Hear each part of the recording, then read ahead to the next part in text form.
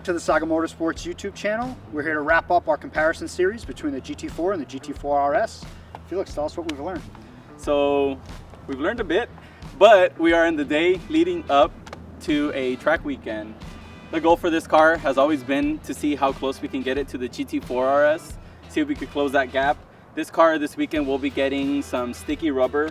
The car is what I would consider on a max track alignment, so the car has a super aggressive alignment.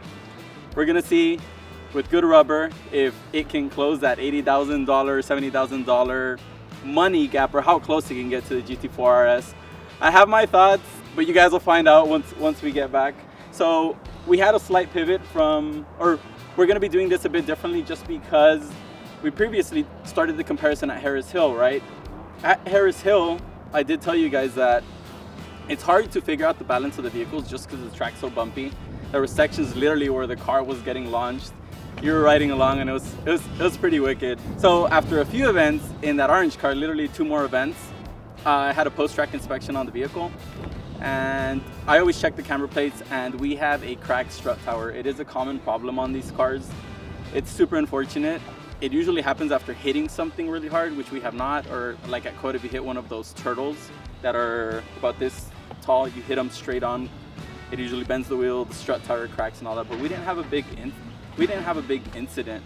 So we've pivoted a bit, and we had a good amount of runs on that car for December, and we know the lap time that it's capable of, the lap time that I achieved in it. So we will be taking this car out and basically seeing how close we can get to it. Again, this is not going to be apples to apples because it's going to be a different day, different weather, but we'll see how the car does. Like you mentioned, that $80,000 gap is a big price gap between the 2 cars. So if we can get anywhere close to the performance of that car with this car, that'll be a huge win. Yeah, and this car, I mean, I think it's a great street car. It's kind of one of those do everything. Not that the GT4 RS isn't, but it'd definitely be a more uncomfortable car, right? It's stiffer spring rates. It has more horsepower, never mind. I'm just gonna shut up. But yeah, so excited to go back to the track this weekend's gonna be so much fun. Jake's gonna be driving it on stickies again, but this time at Coda, so it's gonna be a good time. All right, guys, so here with the GT4 RS we were mentioning earlier, unfortunately, we're not going to bring it out to Circuit of the Americas this week. We're all very heartbroken about this, but we have a very low risk tolerance here. And if you notice, the crack here, although it may not look super severe, it's in a very important spot. And we don't want this whole strut tower, the suspension coming through the hood. We don't want to risk anybody's personal safety out there on track. With a car like this, you're going to be hitting speeds up to 170 miles an hour in the back straight, and that could be extremely catastrophic. So we're playing it safe, and we're going to keep her in the garage until that's fixed. Okay guys, we find ourselves at Coda, and the next car we'll be driving is going to be our yellow Cayman GT4.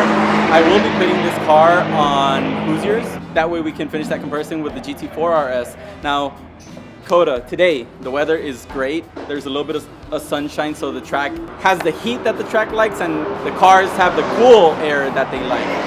So it should be a really good session. Now, the only different thing now is Coda has repaved a couple sections. We'll try to include him here in the video. A couple sections were in the big brake zones.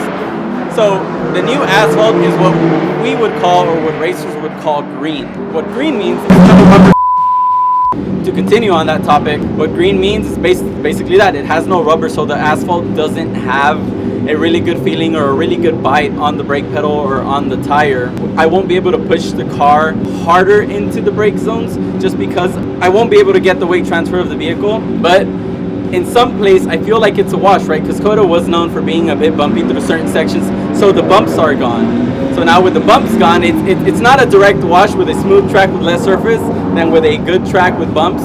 But I feel like the track's maybe a second and change off. I'm still gonna go out there, do my best, and I will let you guys know what I feel or how I feel the GT4 on those.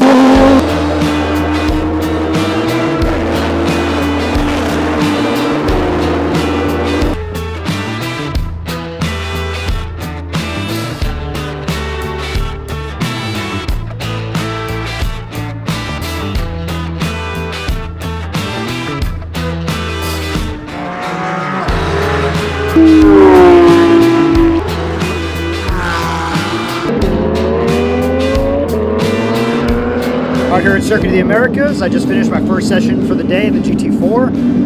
Looking forward to getting used to the track. The car is spectacular. As always, it's super reliable. Feels like it's got the Saga spec nailed down. But with this repave on the track, it's a lot of variables to incorporate and a lot of new stuff to get used to. So looking forward to figuring it out.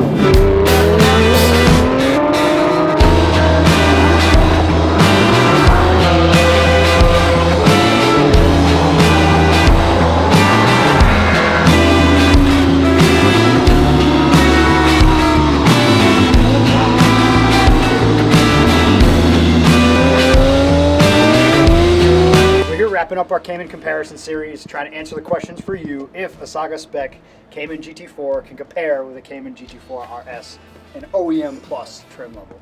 Felix, how did it feel to you? So the car, I say this about other cars, the car honestly felt great. We finally put it on Hoosiers. The tire combo is close to stock sizes. So on the front we added a little bit from the stock. So it's a 265, 295 combo, super standard. Everyone uses that on the Cayman GT4s. Car felt great. I was able to do in current conditions, do a 222.8, which is a little bit off pace from the GT4 RS. How did you feel the car? You drove it in the morning with the street tires, but obviously in the afternoon session you drove it with the Hoosiers. What do you think? What do you think about the car? Big difference in the confidence and the grip level of the car going from the street tires to the Hoosiers. I would say the other big thing was the track evolution. It came in so much better toward the end of the day. It was very slippery, not confidence inspiring at all in the morning, and then in the afternoon it was like, okay, I know this track. I feel like I know this track. I feel like I've been here before.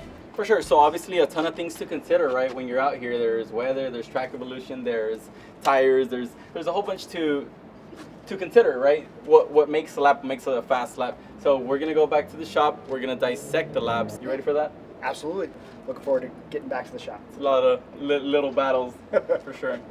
I'll see you guys at the shop for the dissection. All right, guys, welcome back to the shop. We'll be going over some of the differences of the cars and the performance we got out of them. We have some onboard footage and some data from the cars to figure out exactly where the differences lie. Felix, help us understand the differences between these two cars.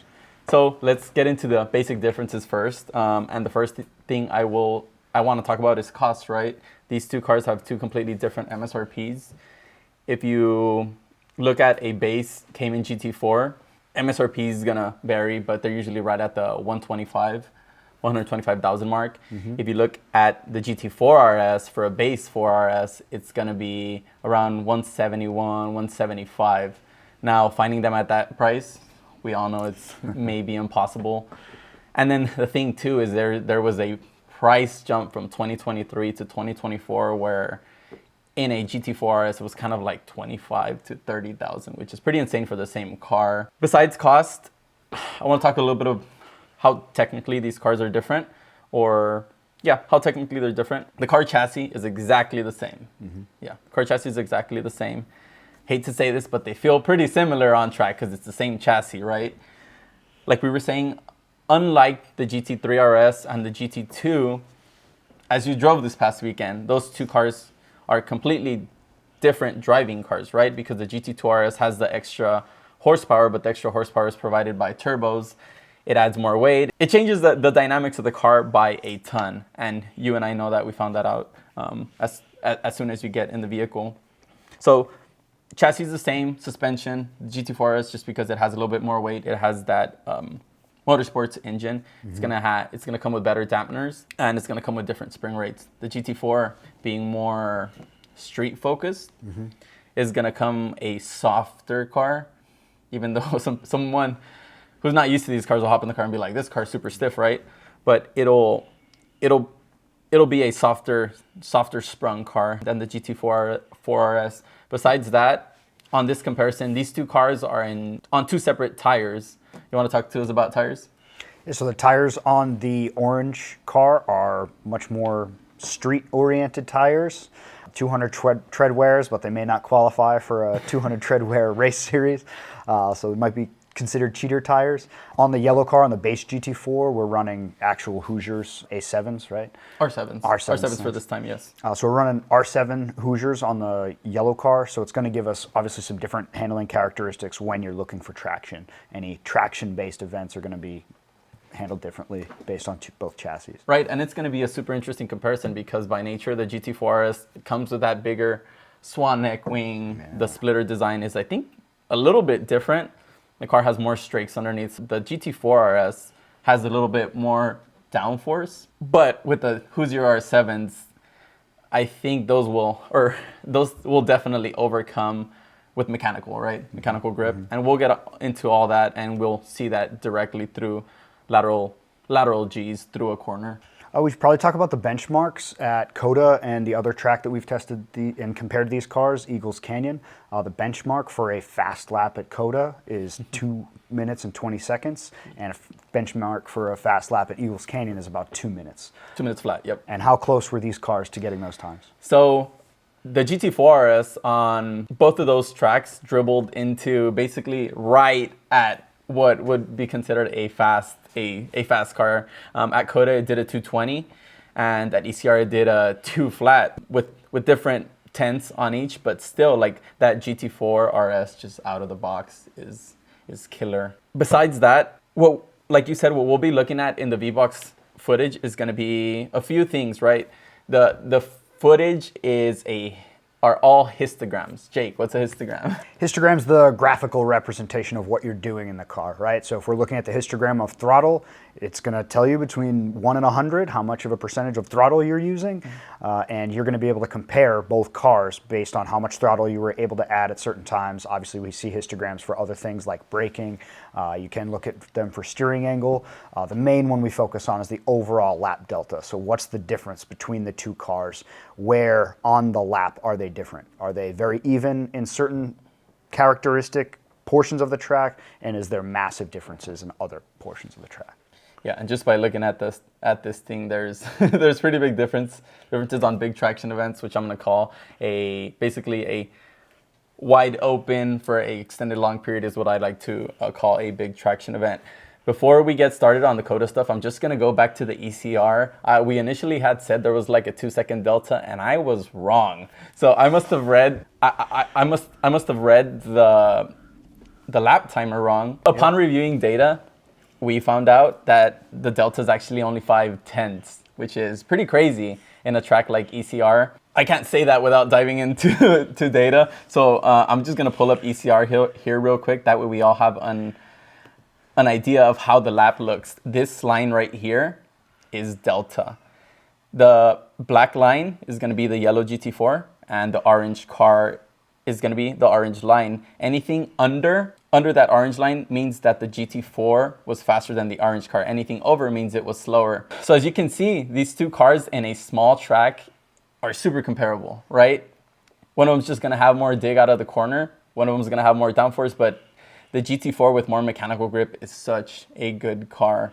We should highlight again that they're on different tires. You're on the street tires on the 4RS, and you're on stickier tires on the base GT4. And the 4RS at ECR was actually on the stock tires, which are Dunlop Sport Max 2s, which are a little bit narrower in the front, so maybe the car suffered a bit more. But still, I was super impressed. Once I saw this, I was like, wow, that GT4 really is a good car. Literally from factory stock tires, you're getting the fast time for that track. So pretty capable car. Yep. The GT4 RS, again, that lap time that we're comparing, that's from December. Now, for this February event that we did with the GT4, the track had new repaved sections, so the track was still green. We spoke about this already, but the track in the new asphalt didn't have as much grip. But let's dive into the lap comparison at COTA. And we'll talk to you guys about the biggest differences, or where, like Jake said, where we see the biggest delta. When you go into data, it's a slippery slope. We could talk to you guys for hours, and we will talk to you guys for hours, hopefully in these next episodes. What do you think about doing just the data day? I think that'd be amazing. Yeah, we'll try to keep it brief for these introductory episodes, and then we'll have other offerings for people who really want to dive deep, learn how to read data with us, and check out the data we're getting, and obviously give us your very sincere criticism. Yeah, and I would not consider myself a data pro, just throwing it out there. I look at big gaps, but if we had someone that was really good, I mean, like Jake said, they would go into lateral Gs, combined Gs, steering angle. Like they would really be nitpicky on how your brake trace has to look. Yeah. It's a great disclaimer. We're both very aware that we're not pros. Neither of us are race car drivers or data engineers, but we hope to have more drivers and data engineers come help us. Of course. And we're hoping to help other people who aren't as experienced as us get into this sport. Yep. So let's dive in. Here on this initial section, like I said, anything under this orange line is where the yellow car was faster. So you look at through this first section, which if you look at the video, this here is going to be basically into turn 1, and all of this section here is basically through the S's and into 8. If you look at this line, you could say, holy crap, right? These cars are basically one with the other. Dead even. Let me zoom in, and then it gets a little bit more complicated, right? So let's start at turn 1, or breaking into turn 1. If you just look at the video, it's easy to see. Okay, this is already into the braking. So before braking, you could see that the GT4 RS is just so much faster, right? 6 mile an hour. 6 mile an hour faster. So that car definitely boogies into turn 1. Okay, so let's start at turn 1. We just saw the mile an hour difference. Going into 1, sun position is the same. And let's look at the line. So we both have big brake zones here. Turn the car in. As you guys can see, the GT4 seems a little bit upset on the way in, and that causes me to catch the car. So we previously talked about lateral G's. So the first thing I want to show is lateral G's through a slow speed corner, because that is going to show purely mechanical grip, right? Without aero. So if we go to lateral G's, that's probably on a bump. So let me go on a smoother section.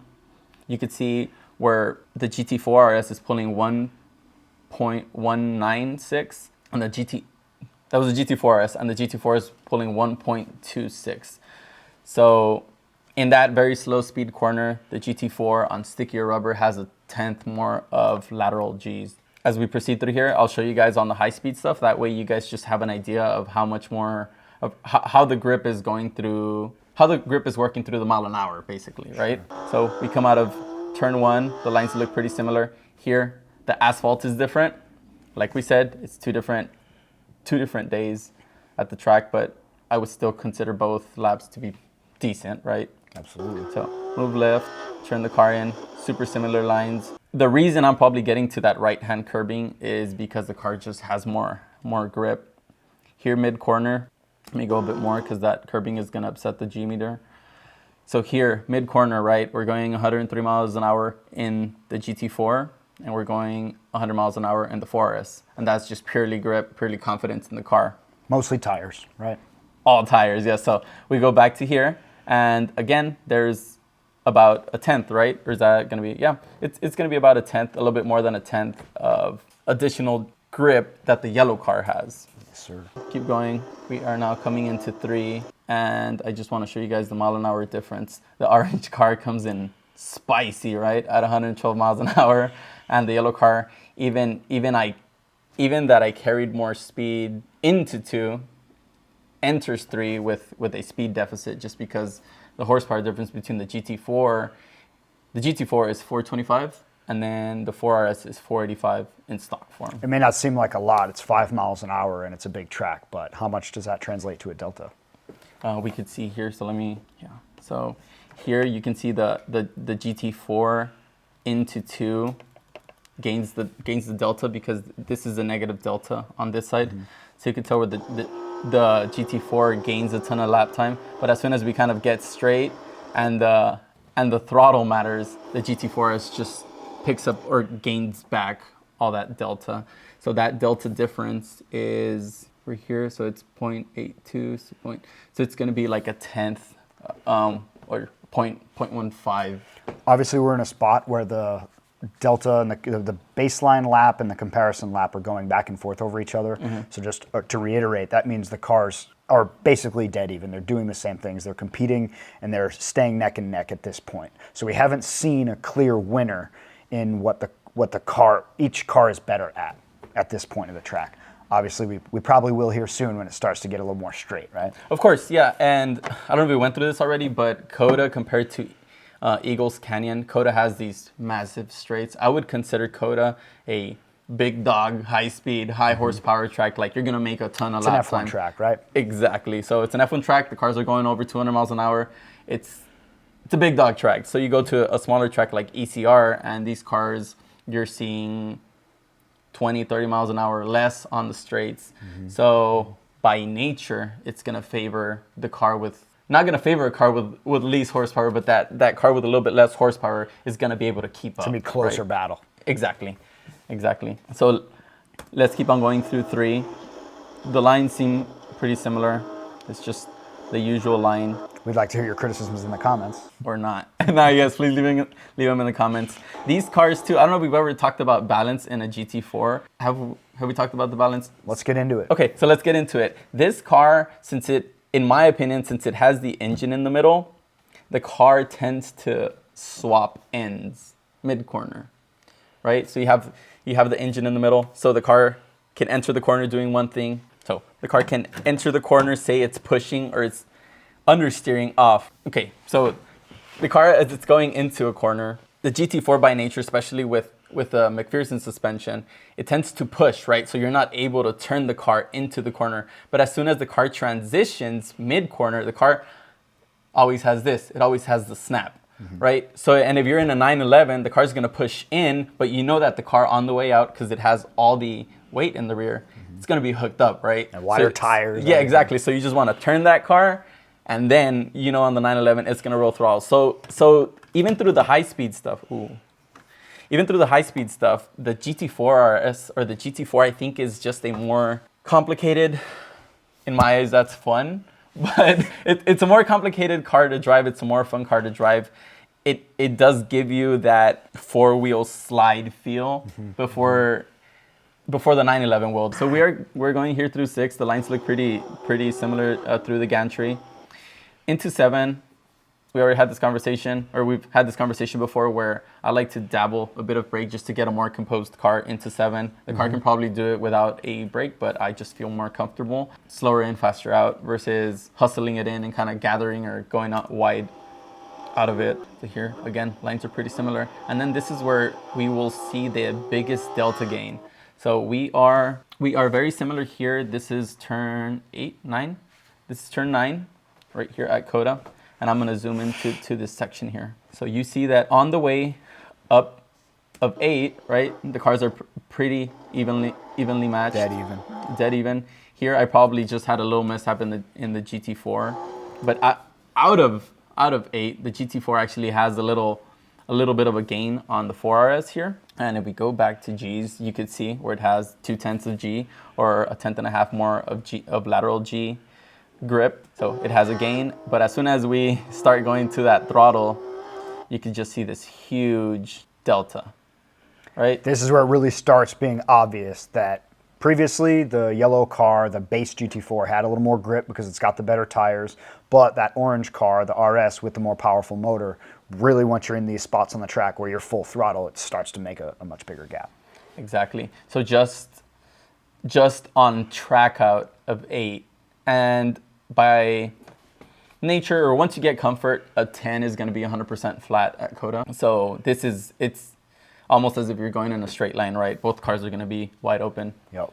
So yeah, just on track out, you see where the car has already gained a 10th, and then from 9 through 11, it's gained what? From here to there, it's gained 3/10. The most importantly, it's just consistently kept climbing, and then once you get back to the part where you're relying completely on mechanical grip rather than, just open throttle, it starts closing that delta again because the yellow is more capable in the turns, I guess you could say. And remember, anything over this orange line, because the orange car is a baseline, anything over is slower, anything under is faster. So we get to the big brake zone, and there's a complete flat there, right? Because the yellow car is going to have more grip through there. The yellow car has that divot here on corner entry, right? Again, because it has more mechanical grip. Got it. But let's go to that back straight. As soon as you get on throttle. So, yes. Let me go back a little bit. These cars are so impressive. Yes. So, yeah. So the yellow car, it shows it here as a flat line. But we just saw what happened. So I want to explain to you guys this. That way you guys can understand it. If I zoom into a section, it's a very detailed delta of that section, and once you zoom out, it can look a little bit different. And the best way I explain it to Jake, it's like stocks, right? Where you look at the big histograms and it looks like, oh, this thing's been climbing for forever, and then you zoom in and it's like, well, yeah, it had a massive dip in between, but the dip was so short that it's still part of a positive trend, right? Is that understandable? Absolutely. So we go to the back straight, and yeah, the GT4 RS just destroys the GT4 as it should, right? With the extra 60, 70 horsepower. The thing too with the GT4 RS is it may only be those 60 horse, but it has the rammer effect, right? Because it has the intakes right here. The GT4 does have the intakes underneath, but I don't think they're routed as efficiently or grab as cool of air as the GT4 does. So that's a whole nother topic. But yeah, I've seen people dynoing these cars and all that, and dynoing a car that has like a rammer effect usually isn't a true representation of numbers. Yeah, it's not a true representation of what the car can do. Overall, the GT4 RS just has more grunt. The engine is more capable, it produces more power and more torque. Yes, and yes, torque is important. So this line here is as we're tracking out, it's as we're tracking out of 11, and you can see just how the car just loses all this delta. You look up here, it says 756, but it has this little dip underneath, so I'm gonna say the GT4 to the 4RS on that back straight, just on the back straight, before the big braking zone, it lost about 8/10 of lap time. That's huge. And 8/10 is huge.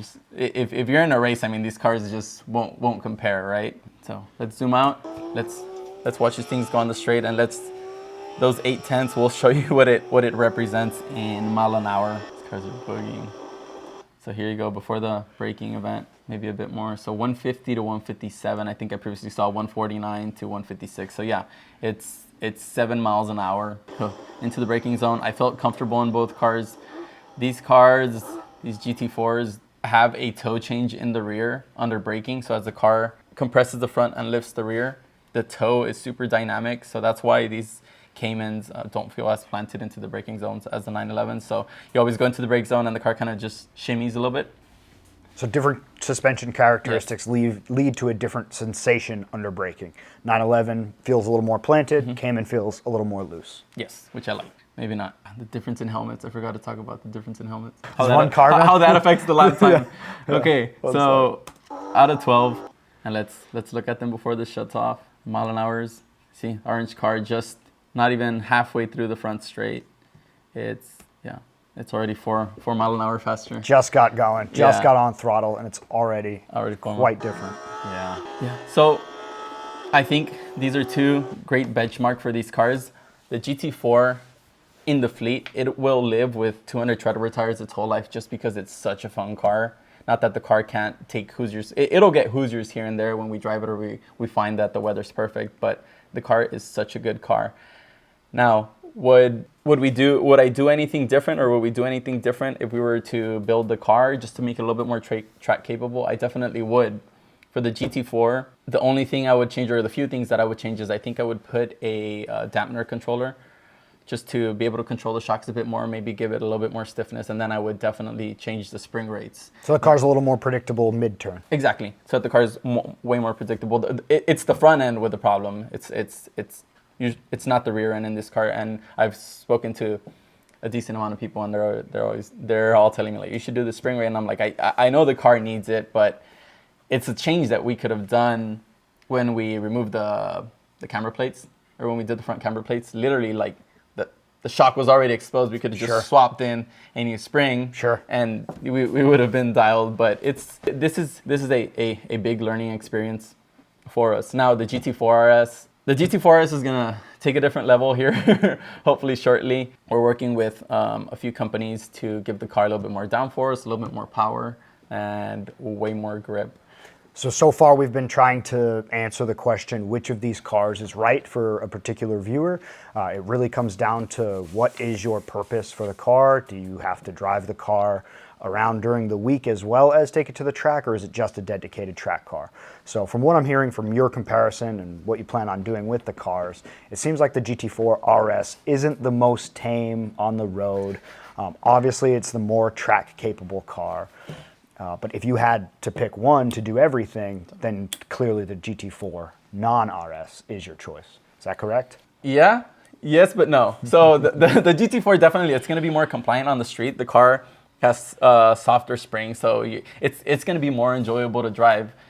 My definition of enjoyable and your definition of enjoyable may be two completely different things, right? So like the GT4 RS, when we drive that thing windows down, you can hear that intake, right? It's like you put an intake on your truck or your car and you can feel You can hear it go to and I think that sounds amazing. I don't mind droning a car, but someone may hop in it and be like, this thing's no good, right? This thing is like, it just kind of drones my head off, or I hate that intake noise. I just want exhaust noise. So what I like can definitely be different from what you like. Now, if we're being honest, because we've been driving all these sorts of cars, the price of the GT4 RS is kind of tough. It's right? a big jump. It's a big jump, and it gets super close to that 992 GT3 territory. Should you get a GT3 or run a GT4 RS? So it's kind of its own thing in its own world, and the GT4 RS, it's the first time Porsche ever did it. Mm-hmm. It's the first time Porsche has ever done it. Will they do it again? We'll find out. We'll find out. Is it going to be a naturally aspirated car? Probably not. Maybe more horsepower, but not naturally aspirated. So that GT4 RS, it's in its own world. If you wanted the ultimate, I'm sorry to say this, but if you wanted like the ultimate street track, do everything car, I push every one of my friends to just get a 992 GT3. Sure. I'm sorry. So to wrap up the Cayman private comparison series. Get a 911. Crap. No, it's an amazing car. You drove it at ECR. It's a good car, but it's its own little world. For me, the Cayman GT4 is absolutely incredible. Then once you get into the RS, it's got just more grunt off the line. It definitely sounds louder. I can completely feel for the person that doesn't want to be driving that on the regular street, because even with a helmet on, those intakes, that drone, it is pretty severe. So we don't want to downplay that. But both cars are absolutely incredible. So generally, you can't go wrong. And if you're realistic, the cost to run these two cars on track is going to be a little bit different. Once you start going above that 155, 150 just consistently, like you're going to start going through brakes, you're going to start going through tires, and now you move that to 160, 170, like the GT2 RS, and you're just going to destroy everything. So for those people that would say, oh, well, I'm going to get a base GT4 and I'm going to modify it and I'm going to make it more powerful than an RS, what are the downfalls in that plan? The only downfall I see, honestly, of that plan, and the reason that I wouldn't do it, is just warranty work. Exactly. That's it, just warranty work. These cars are so capable out of the box. What do you want to get? 20 more horsepower, and then the next thing you blow up a $60,000 engine. Exactly. Because that's what these things cost. If this was a 911, it's an $80,000 engine, just because we've done it. That's why we can say so. Keep these cars under warranty. I don't think it's worth it. The GT4, again, it's an amazing car. It's the car that I started driving in. You started in a Corvette, but the GT4 is just miles. Chef's kiss. Exactly. Especially if you know what you're doing with suspension and all that. Or you have a friend that does. With any car, the more you drive it, the more comfortable you're going to be in it, the faster you're going to go in it. So development is also a big part of making a car quick, right? Mm-hmm. It's like, the development is you seat time in that car, mm-hmm. right? And that's how you can make changes. That's how you do a spring rate change and you actually know what difference it made, versus you making a spring rate change and be like, well, like if we would have made that spring rate change from the start, we would have never known where the stock car limitation was. Yeah. So it's tough, and I understand people who sometimes don't listen to people like us who've done it, but because a lot of people want to experiment on their own, and it's the same thing with me when I buy something. Like you just want to go through the whole thing on yourself, and that's okay. That's okay. So if you decide to get a GT4, we have a recipe that works, but you're still more than welcome to do your own amazing car for any track. Yeah, the big point is that Porsche provides an amazing car at whatever price point you have and whatever desire you have. And if you're going to get one, and they will let you take it on the track, they will warranty if something goes wrong with your drivetrain on the track, especially if you have a PDK. There's no chance of a money shift or something. So I think it's just incredible that these options are there to go out and purchase, show up at the track, and set a time that is on pace with being very quick at that track. Yeah, and please, if you're going out to the track, get a lap timer. We choose VBox because it lets us compare lap times, but the reason we choose VBox is for this, the fact that we can see video, we can see data.